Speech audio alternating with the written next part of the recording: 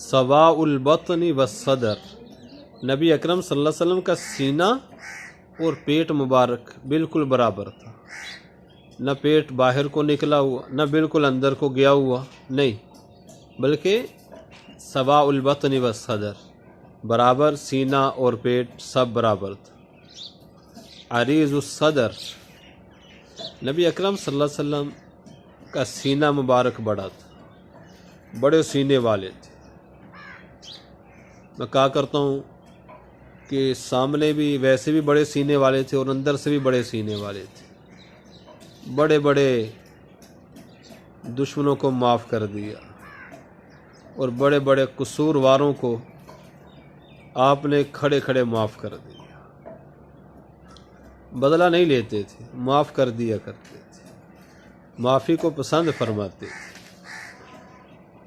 دعا ہے نا، اللہم انک عفو کریم تحب العفو فاعف عنا یا غفور، اے اللہ تو درگزر کرنے والا ہے، معاف کرنے والا ہے، تو ہم سے درگزر فرما، ہمیں معاف فرما۔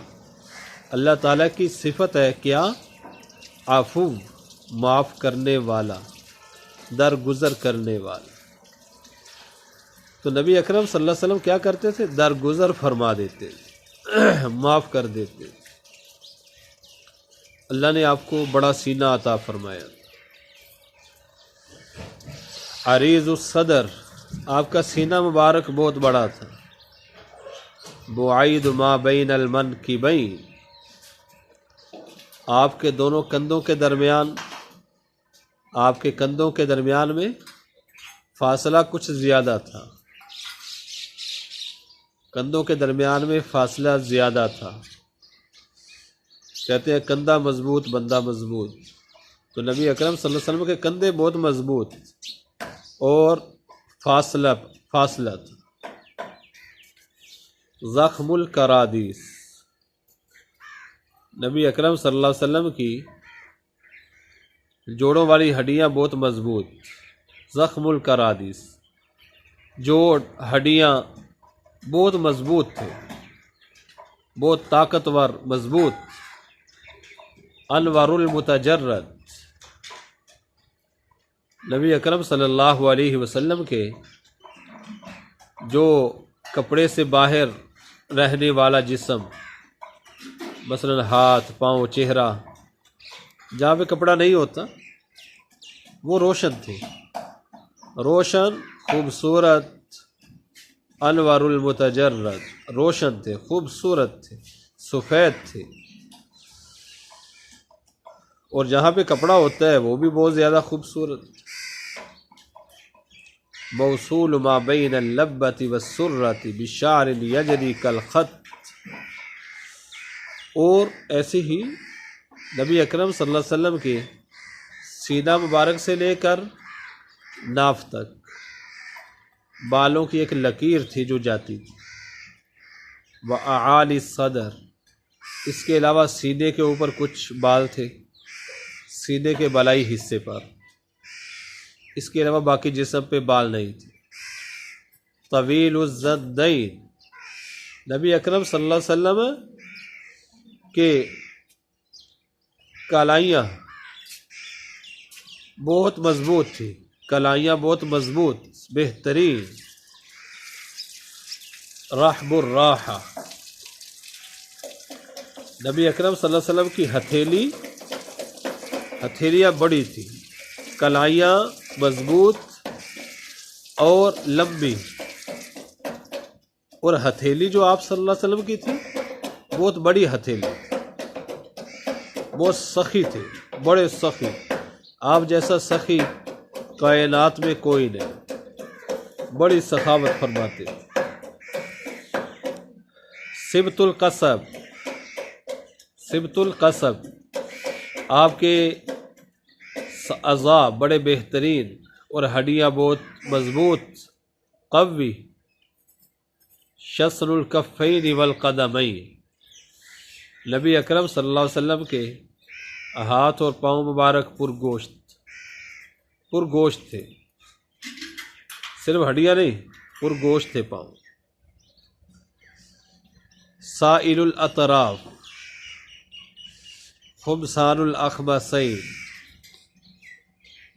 آپ صلی اللہ علیہ وسلم کے تلوے وہ اٹھے ہوئے تھے، زمین کے ساتھ لگے ہوئے نہیں تھے، پاؤں کا تلوہ زمین کے ساتھ لگا ہوا نہیں بلکہ اٹھا ہوا تھا، درمیان میں خالی جگہ تھی۔ مسیح القدمین،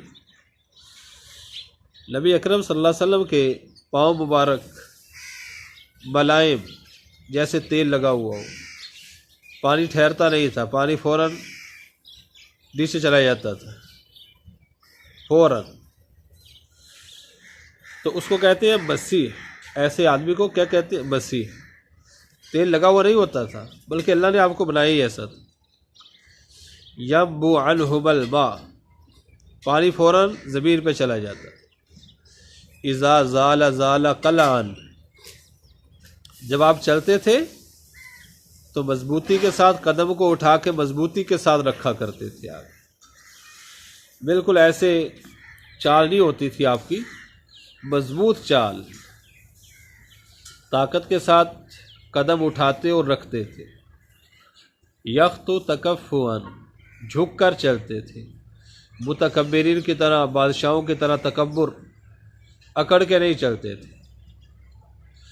ویمشی ہونا، اور آہستہ چلتے تھے، آہستہ نرمی کے ساتھ، نرم چال چلتے تھے، متکبرین کی چال نہیں چلتے۔ یمشی ہونا، حتیٰ کہ پہلی کتابوں میں اللہ نے ہمارے نبی صلی اللہ علیہ وسلم کی باقی نبیوں کے سامنے تعریف فرمائی تو اس میں یہ بات بھی فرمائی کہ میرا نبی خشک پتوں کے اوپر چلے گا، کھٹکا نہیں ہوگا۔ وَيَمْشِي هَوْنًا ذَرِيعُ الْمِشْيَةِ، اور تیز چلتے تھے، تیز چال چلتے تھے۔ ہمارے حاجی عبد الوہاب صاحب فرمایا کرتے تھے تیز چلا کرو تاکہ دیکھنے والے کو پتہ چلے کہ کام والا بندہ جا رہا ہے، اور جو ایسے ہی نہ چلے بلکہ قدم اٹھا لی یا پھر کھڑا ہو گیا، ایک ایک قدم آگے رکھنا پوچھ کے، تو دیکھنے والا بھی سمجھتا ہے کہ فارغ بندہ جا رہا ہے، اس کو کوئی کام ہی کوئی نہیں، بیکار بندہ ہے۔ تیز چلنا، ہمارے نبی صلی اللہ علیہ وسلم تیز چلا کرتے تھے، چلنے سے پتہ چلے کہ کام والا بندہ جا رہا ہے، فضول بندہ نہیں ہے۔ اذا مشا کانما ینحط من سبب، جب آپ چلتے تھے تو ایسے لگتا تھا جیسے اونچی جگہ سے نیچی جگہ کو جا رہے ہو، اونچان سے نیچان کو جا رہے ہو۔ آپ صلی اللہ علیہ وسلم ایسے جھک کر ایسے چلتے، اور یسوق اصحابہ، نبی اکرم صلی اللہ علیہ وسلم صحابہ کرام کے پیچھے چلا کرتے تھے، اور یہی ادب ہے سردار کے لیے، آقا کے لیے، بڑے کے لیے، امیر کے لیے کہ وہ پیچھے چلتا ہے۔ جیسے تبلیغی جماعت میں جو امیر ہوتا ہے وہ سب سے پیچھے چلتا ہے اور سب ساتھیوں کو اپنے آگے چلاتا ہے۔ نبی اکرم صلی اللہ علیہ وسلم سب کو اپنے آگے چلاتے تھے، خود پیچھے چلتے تھے۔ وَيَبْدَأُ مَن لَقِيَهُ بِالسَّلَامِ، اور جو آپ کو ملتا آپ سلام میں پہل کرتے، ہمیشہ آپ سلام میں پہل کرتے تھے، کوئی زندگی میں آپ پر سلام میں پہل نہیں کر سکا۔ سلام بہت بڑی چیز ہے، سلام کو فرمایا عام کرو، سلام جتنا عام ہوگا گھروں میں، بستیوں میں اور راستوں میں، اتنا ہی سلامتی پھیلتی چلی جائے گی۔ سلامتی یہ سلام سے ہے، جتنا سلام عام ہوگا۔ ہم سلام ہی نہیں کرتے۔ قیامت کی نشانیوں میں سے ہے جان پہچان کی بنیاد پہ سلام ہوگا، جس کو آدمی پہچانتا ہوگا سلام کرے گا، جس کو نہیں پہچانتا ہوگا سلام ہی نہیں کرے گا۔ حالانکہ سلام تو ہر مسلمان کو ہے، ہر مسلمان کو سلام ہے۔ گھروں میں جائیں، گھروں میں سلام کیا کریں، گھر میں سلام کیا کریں۔ گھر آپ کا رزق سے، مال سے، برکت سے، اطمینان، سکون سے بھر جائے گا آپ کا گھر۔ ایک صحابی رضی اللہ عنہ عرض کیا، یا رسول اللہ، میرے گھر میں دنیا چلی گئی، مال ختم ہو گیا۔ آپ نے فرمایا جب گھر میں داخل ہوا کرو تو سلام کیا کرو اور بسم اللہ کہا کرو اور دائیں پاؤں سے داخل ہوا کرو۔ جا کے یہ کام شروع کر دیا، کچھ دن گزرے تھے، دوبارہ آئے، عرض کیا یا رسول اللہ اب اتنا مال ہو گیا، اتنا ہو گیا کہ میں خود بھی کھاتا ہوں، گھر والوں کو بھی کھلاتا ہوں، اپنے پڑوسیوں کو بھی کھلاتا ہوں۔ سلام کرنے کی اتنی برکتیں ہیں، گھر میں داخل ہو سلام کرو، کوئی ہو تب بھی، کوئی نہ ہو تب بھی اونچی آواز سے سلام کر دو، اس کی بہت ہی زیادہ برکتیں۔